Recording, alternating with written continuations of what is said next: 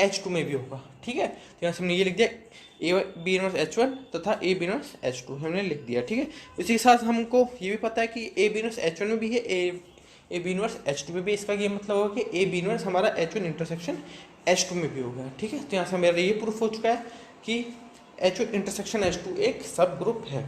यहाँ से हम इसको और भी आगे ले जा सकते हैं, इसको फाइनाइट इंटरसेक्शन तक हम बढ़ा सकते हैं कि यदि H1 intersection H2 intersection H3 H intersection Hn तक ये भी एक सब ग्रुप होगा यदि H1 H2 H3 Hn एक सब ग्रुप है। ठीक है, अब इसके आगे नेक्स्ट जो इंपॉर्टेंट थ्योरम आती है, एग्जाम में पूछी जाती है कि यदि हमारे पास यूनियन की बात करते हैं, अभी तो हमने इंटरसेक्शन की बात की थी, अब हम बात करेंगे यूनियन की। यूनियन का मतलब ये होता है कि या तो चीज़ H1 में है या फिर H2 में है। तो इसी को प्रूफ करने के हमारे प्रमेय कहती है कि यदि किसी ग्रुप के दो उपग्रुप हैं तो उनका संघ एक उपग्रुप होगा यदि और केवल यदि वे एक दूसरे में अंतर्निहित हैं। इसका सिंपल से मतलब है कि हम डायरेक्ट यूनियन को सब ग्रुप प्रूफ नहीं कर सकते। इसके लिए हमको क्या करना पड़ेगा कि हमको सब ग्रुप तभी होगा जब या तो H जैसे यहाँ H और K लिए हुआ है तो या तो H K में होगा, H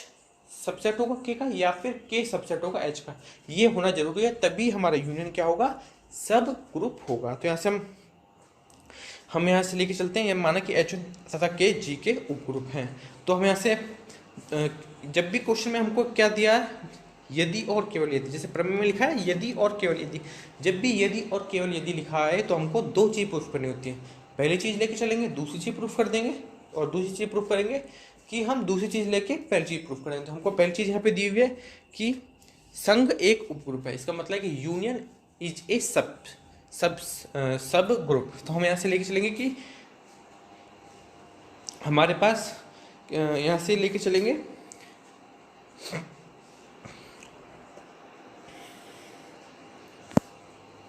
जैसे इन्होंने प्रतिबंध की आवश्यकता लेके चली, तो हम एक चीज़ लेके चलेंगे, माना कि H तथा K G के उपग्रुप हैं और हमको ये भी दिया हुआ है कि एक दूसरे के सबसेट हैं, माना कि H सबसेट ऑफ K या फिर K सबसेट ऑफ H। तब हम यहाँ से प्रूफ कर देंगे कि H यूनियन के एक सब ग्रुप है। ठीक है, एक चीज़ ये प्रूफ करनी है, यहाँ इसी पेज पे यही प्रूफ करा हुआ है। अब यहाँ से हम लेके चलते हैं कि यदि H intersection H subset of K है या फिर K सबसेट ऑफ H है, इसका क्या मतलब हो गया कि इनका जो यूनियन है वो K के बराबर हो गया, या फिर K सबसेट ऑफ H है तो उनका यूनियन किसके बराबर हो गया, H हो गया।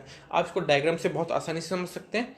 तो इसका वेन डायग्राम बनाएंगे तो आसानी से सिद्ध कर देंगे, यदि H K के अंदर है तो हमारा यूनियन K बराबर, इन दोनों का यूनियन K के बराबर हो जाएगा, या फिर K सबसेट ऑफ H है तो यहाँ से इनका यूनियन H के बराबर हो जाएगा। तो यहाँ से यदि वैल्यू K निकल के आती है या फिर H निकल के आती है तो हमको पता है कि H और K खुद एक ग्रुप है। तो यहाँ से ये प्रूफ हो गया सीधा सा कि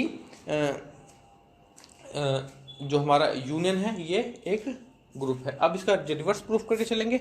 हमने माना कि इसका जो यूनियन है वो उप ग्रुप है, तो हम प्रूफ करेंगे कि या तो H is a subset of K या फिर K is a subset of H, हम ही प्रूफ करके चलेंगे। अब प्रतिबंध की पर्याप्तता पे आगे तो हम माना कि H तथा K G के उपग्रुप है तथा H यूनियन K भी G का एक उपग्रुप है। तो हमें प्रदर्शित करना है कि H सबसेट ऑफ K या फिर K सबसेट ऑफ H। ठीक है, यही मैंने आपको कहा अभी, ये प्रूफ करेंगे। तो इसको नेगेटिव कॉन्ट्राडिक्शन से प्रूफ करेंगे। तो देखिए अब हम यहाँ पे आ गए प्रतिबंध की पर्याप्तता। प्रतिबंध की पर्याप्तता में हमको दिया हुआ है कि H तथा G K के उपग्रुप है तथा H यूनियन K भी एक G का उपग्रुप है। अब हम ये प्रूफ कर देंगे कि H is subset of K या फिर K is subset of H। ठीक है, इसको प्रूफ करने के लिए हम कॉन्ट्रडिक्शन से चलेंगे। हम मान लेंगे कि H is not a subset of K, या फिर ठीक है ये मान के चलेंगे। तो इसका क्या मतलब हो गया कि यदि H K का सबसेट नहीं है तो इसका क्या मतलब हो गया कि K is a subset of H। हम ये मान के सकते हैं। यदि कॉन्ट्रडिक्शन का मतलब ये होता है कि यदि कोई चीज़ हम मान के चलते हैं कि वो, जैसे यहाँ मान के कॉन्ट्रडिक्शन में मान के चलें कि H is not a subset of K, इसका मतलब ये होगा कि K is a subset of H हमारा मान के चलिए।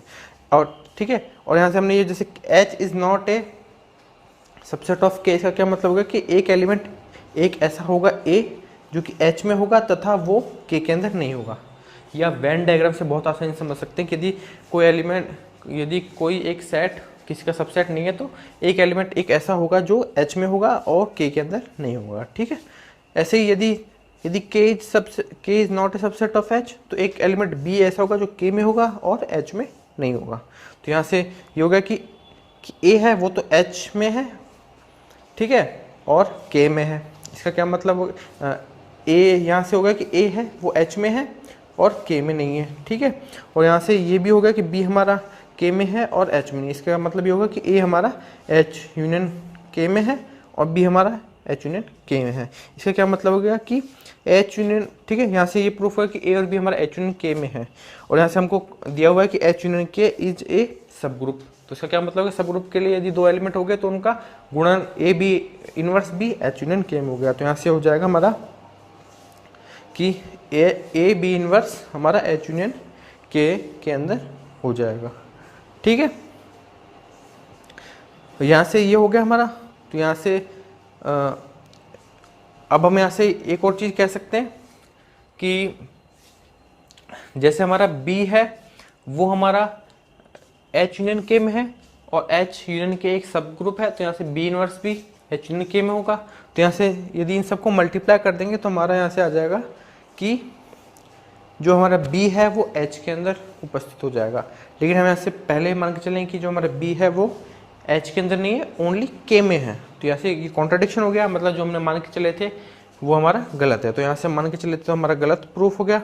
तो यहाँ से गलत प्रूफ हो गया, तो इसका मतलब ये हो गया कि H is subset of K या फिर K is subset of H, ये हमारा प्रूफ हो गया। तो यहाँ से ये हो गया, दो चीज़ प्रूफ हो गई कि यदि यूनियन सब ग्रुप होगा इसका मतलब ये हुआ कि या तो H is subset of K या फिर K is subset of H, हमारा ये होगा, ठीक है। अब इस पे एग्जांपल देखते हैं हम। हमारा पहला एग्जांपल है कि प्रदर्शित कीजिए कि किसी ग्रुप के दो उपग्रुपों का संग एक अपग्रुप होना आवश्यक नहीं है। तो ये जो एग्जांपल है ये ऊपर वाली थ्योरम का एक काउंटर एग्जांपल देता है कि यूनियन हमारा एक सब ग्रुप नहीं हो सकता, उसके लिए उन दोनों का एक दूसरे में उपस्थित होना जरूरी है। तो यहाँ से एग्जाम्पल एक चलते हैं। जी हम ले लिया Z प्लस पूर्णांकों का ग्रुप ले लिया और H हमने ले लिया 2n जिसके अंदर ओनली सम पूर्णांक आ गए और K के अंदर आ गए सारे 3 के गुणा वाले पूर्णांक आ गए, जैसे 3 6 9 और H में आ गए 2 4 6 8 10, ठीक है। तो यहाँ से हम इसे देख सकते हैं, यदि इनका यूनियन लेते हैं हम तो इनका यूनियन हो जाएगा, ये सारे हो जाएंगे 6 माइनस -6 -4 -3 -2 0 2 3 4 6 हो जाएंगे, ठीक है। अब यहाँ से हम देख सकते हैं कि ये H यूनियन के एक उप समूह नहीं है, क्योंकि हमारा 2 तो H के अंदर है, मतलब 2 हमारा हम देख सकते हैं कि 2 है वो हमारा H यूनियन K में है, ठीक है। 3 हमारा वो भी H यूनियन K में है। लेकिन यदि इनका जोड़ देखते हैं हम जो कि आया 5, वो हमारा H यूनियन K में नहीं है, ठीक है। तो यहाँ से हमें ये प्रूफ हो गया कि H यूनियन K G के लिए समवर्त नहीं है, तो इसका H यूनियन K एक सब ग्रुप नहीं है, हमारा काउंटर एग्जाम्पल से प्रूफ हो चुका है, ठीक है। अब यहाँ से जो हमारा एक दूसरा एग्जाम्पल भी देख सकते हैं कि यदि H1 तथा H2 किसी G के उपग्रुप हैं तो उनके गुणन H1 H2 या फिर H2 H1 G का उपग्रुप होना आवश्यक नहीं है। ये भी एक बहुत इंपॉर्टेंट काउंटर एग्जाम्पल है। तो इसके लिए हम लेके चलते हैं, H ले लिया हमने, एक परम्यूटेशन ग्रुप ले लिया जिसके एलिमेंट है 1 और 1 2। H2 एक दूसरा ले लिया जिसके परम्यूटेशन ग्रुप के एग्जाम्पल है 1 और 2 3, ठीक है। ये हमने ले लिया है जो कि क्या है S3 के दो उप समुच्चय। S3 हमने पहले परम्यूटेशन ग्रुप में पढ़ लिया है। अब हम लेंगे H1 और H2। देखिए H1 गुणन H2 का मतलब होता है कि हम पहले एक H1 का एलिमेंट लेंगे उसको सभी से गुणा कर देंगे H2 के, फिर H1 का दूसरा वे लेंगे फिर उसको सभी से गुणा कर देंगे, फिर H3 का तीसरा वे लेंगे उसको H2 के सभी से गुणा कर देंगे। तो ऐसे गुणा करते करते हमारे पास बहुत सारे अवयव आ जाएंगे। तो यहाँ से अब हमारे पास ये सारे साइकिल्स यहाँ से परम्यूटेशन आ गए हैं। अब यहाँ से हम देख सकते हैं कि हमारा 2 3 है वो H1 इंटू H2 में है, साथ साथ हम ये भी देख सकते हैं कि H1 H2 में 1 2 भी है।